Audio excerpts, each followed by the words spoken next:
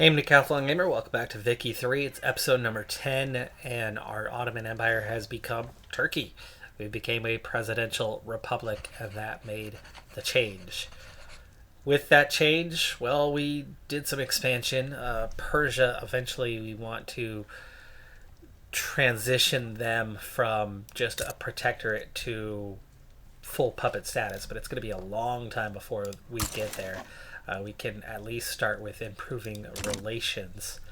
But in the meantime, I think that final stage of everything else, decent chance to accept, but Russia could likely join in. That's a little risky. Moldova is the only one left that's not in that annex position. I think at best you're looking at a 25% chance on annexation. I have not seen anything yet that suggests we can annex somebody without. We did take a bit of a loss in authority, so we're going to have to go ahead and resolve that. But that definitely didn't hurt much in the grand scheme of things. Right now we were trying to restore the economy to a proper balance. We turned up construction massively, and then that offset a few items in the economy, which then fixing those offset a few more items. We're back to things being pretty well off now. The highest increased market price is just 16% above value, and that's coal. So obviously we can work a bit more on coal, a little bit more on lead, a little bit more on tools, but it's pretty dang close to having everything we need, which means in the medium term, we can do a couple things here. One, when we have some money to spend, we could expand our army even further, which we've already done a fair bit of. It's up to 323 units. We're up to 13,000 army projection. I think some research will help us out so that we can turn that military up higher and do a little more. But I think it's not quite time just yet for that.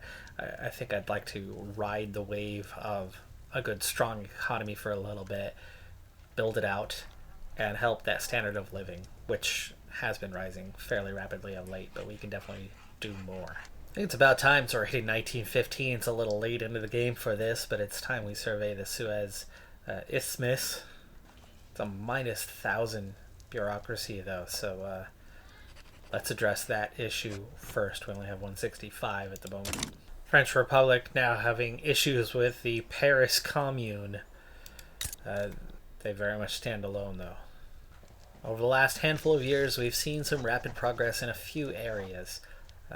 One, literacy rates have risen by about 3% in just a handful of years. Still only bringing us up about 2 spots, though. We are so far behind compared to others. We need this bureaucracy for more than one reason. We need to turn up our education again. But also we've gone from 66 million to 72 million. That big dip that we saw there was the revolution, was the war. You can see we bounced back very, very quickly and eclipsed where we were at prior to the war. Meanwhile, in the rest of the world, Denmark, they're not around anymore, except for Greenland. Scandinavia, still united and still the same. Canada occupies most of Canada except for the British Republic, has a portion of it. The U.S. looks very much like the U.S. that we know and recognize, but not quite. There's one Indian territory left, and Mexico has bits of a few states remaining. Brazil has been at war with fascist Brazil for quite some time. Argentina and Chile now look like they're like you would be used to. Australia is Australia. Great Qing remains the same. A lot of nations looking very similar. In fact, we're one of the only ones that looks larger than normal. Borders here are a little off, but otherwise they're roughly the same size they would normally be, though Austria-Hungary would be holding a little additional territory, would they not? Been a quiet playthrough in some respects. We've had a new event begin, and it's had 2 back-to-back events. The positive stage is what we are encountering here. There's 2 possible actions. We've got 9 years We're looking to get to a 100%, and it's already, what, 10% of the way there, I believe. If completed, the effects of this event will be enhanced by the current influence of the positivists. Triggers the event, the positive epoch. Time runs out. A peculiar cult. The thing that makes me nervous about this thing is the first group that came up with it was our religious group. So military reformers, that's another 5 points, or we can give it 10 points and a bonus, or we can give it 20 points. Like, we're gonna have to kind of just go with this thing. But here we go. On paper it sounds good, right? Positive. Here is the group's ideology. Strongly oppose theocracy, council republic, or monarchy. No problem there. They endorse presidential republic, which we have, so that's good. Stance on church and state. Strongly endorse state atheism. Fantastic. Distribution of power. We're going to have to see where we're at on distribution of power. They are not a fan of the elected bureaucrats, which we already have. We've achieved that one. They want appointed bureaucrats, but the distribution of power is going to be the big one to watch out for now. It's a big move to go back in the direction away from landed voting, which is definitely not what we want. In fact, I'd rather move towards wealth voting. So they are going to give us some issues here with this event. And if it times out, they're going to become a cult. So either they're going to take over the entire government, or they're going to become a cult. Here we go again. Next event. Okay, I guess we can slow it down for 10 years. We're going to be better off if they are a cult, but I'm not necessarily going to shut it down entirely. 2 of the 4 things they want are actionable things that we already have. One of the 2 is, not too bad. There's only one that I'm... Actually, really, neither of them are that bad, so it wouldn't be the end of the world if they take over, but it would also be a little bit of a step backwards, so we'll try to avoid it if possible. We're about 300 prestige shy of becoming a great power once again, and we've definitely made forward progress. We've pushed back ahead of British Raj. We've recovered the 400 or so prestige that we lost, and we've actually eclipsed our previous total by about 100 already. We're definitely headed in the right direction.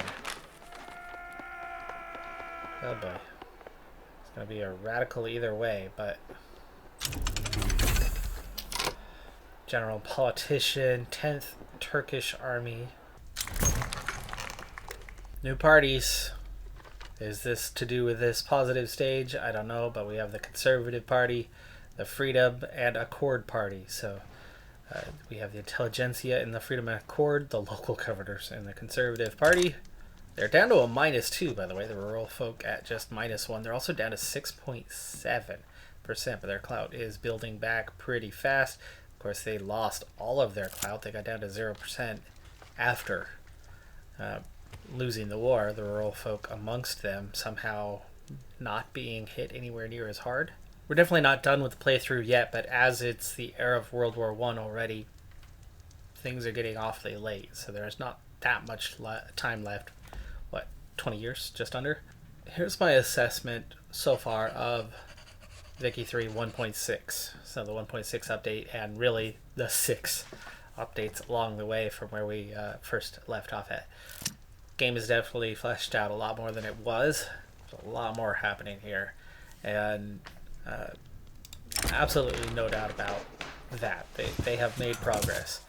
The mechanics, the changes they've made, I think ultimately have made the game harder in a good way. It's made it a lot more balanced.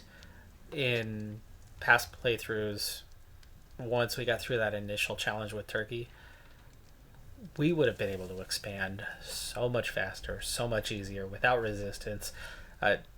Germany probably never would have attacked us, and I think we would have, kept right on growing. Like, we would definitely have all of this region, and I think we would have actually been a player down in the, southeastern parts of Africa, and probably South America as well, as I was targeting that. That being said, we're still doing well. We're essentially in the same place where we started the game. However, not really.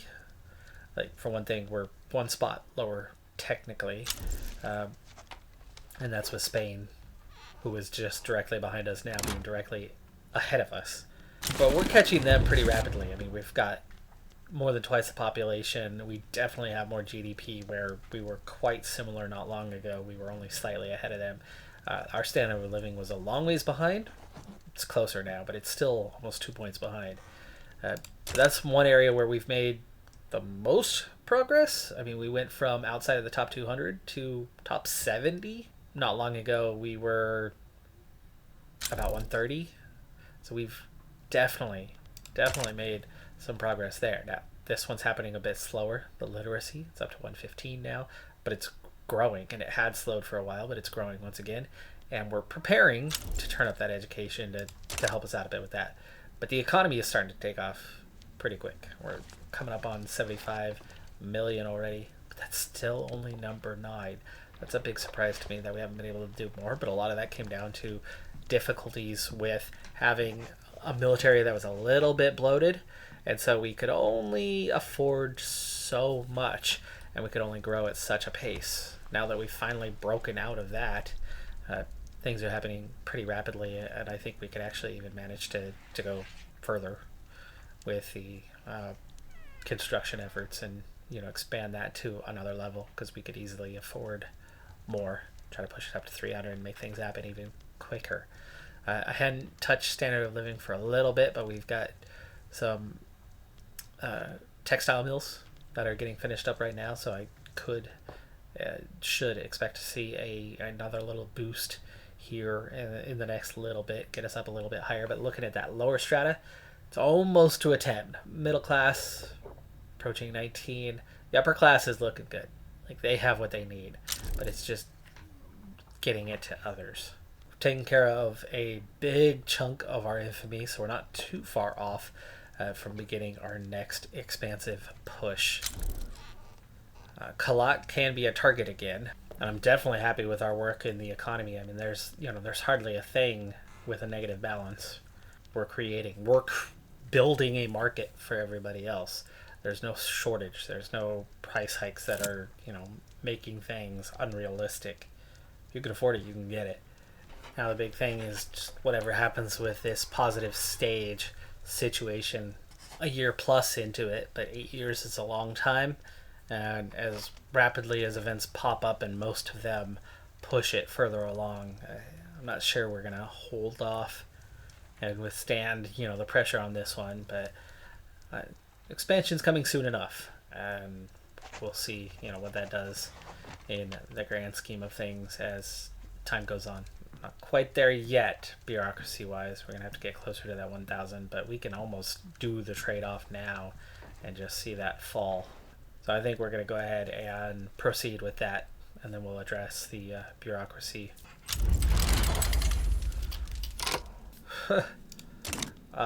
British Republic are starting a diplomatic play just as I'm beginning that exploration. But their goal is to have it's to have Persia have slavery banned. Oh, and Turkey. They're also trying to take a state away from Persia. We do have a friend who is willing to join. The funny thing is, I want the ban slavery option. Alright, sway with call ally for France. And there you go, they are in the war. Germany joins British Republic immediately. And so here we go again. They have access to 600 more regiments than what we do, even with France's support. It's not primary, just to ban slavery. So if we give in, slavery is banned in Persia, and that's a win. Well, the Suez survey is definitely going a lot faster, a lot smoother than what's going on with that positive stage. It's catching up pretty quickly. It's only going to take 18 months to complete, just through spread from other nations, we've picked up another company, and we do have a couple that could definitely give us a bonus, and I like the bureaucracy one. So we'll go ahead and establish the combined Turkish paper company. We used to have both of these showing productivity high enough, but not any longer. Wondered if we should disband this one that's doing nothing. The other one at least has bit. It's doing okay, and for a while it definitely had the prosperity, but it's losing at the moment. This one's at literally nothing. If we go and establish another one, we can at least get a bonus elsewhere. Another couple years have gone by, and gains are definitely being made, or at least almost 2 years. No further progress right now in the positive stage, but Suez survey is getting close to done. We've added 20 more construction points. The infamy is nearly gone. Population continues to grow, now at number 7. Standard of living has gone up by 3/10. It's now at 59, so we've moved up 11 spots.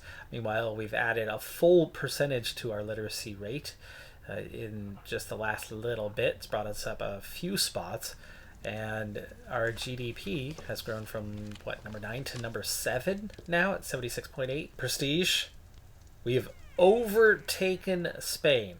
We have overtaken Spain in every sort of manner. GDP is 11th, population is 11th. They are 13.4, number 21 in the standard of living, so they're definitely still ahead of us there. Their army is 9th, with their navy at 7. That's 7,700. We're way ahead of that, but that navy at 5,400 is quite a ways ahead of ours. I have not done anything with this navy in quite some time. It's down at number 12. We would need to be stronger than that if we're going to have a competitive navy. That could be a pretty quick path towards actually passing Spain.